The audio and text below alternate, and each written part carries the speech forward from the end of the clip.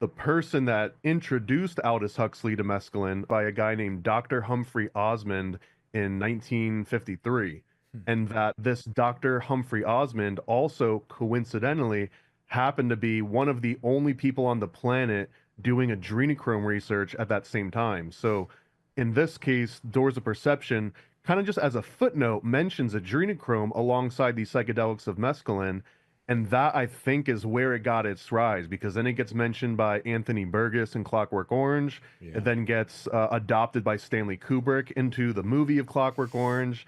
Following that, there's a few other short stories that it gets mentioned in, and then it hits the Fear and Loathing. And I think once Fear and Loathing hits the big screen in the 90s with Johnny Depp, that's when it really explodes. That's when it almost becomes a household name because in that movie, they explain adrenochrome as here's these two guys that are in Vegas doing every drug you've ever heard of, an entire, briefcase full of drugs. Hmm. Yet adrenochrome knocks Johnny on his ass. It knocks both of them on their ass. Right. So it makes an impact of like, wow, these hardened drug veterans, they can barely handle their adrenochrome. I wonder what that's all about. And in that book too, they also conflate a lot that the best place to get adrenochrome are through these Satanists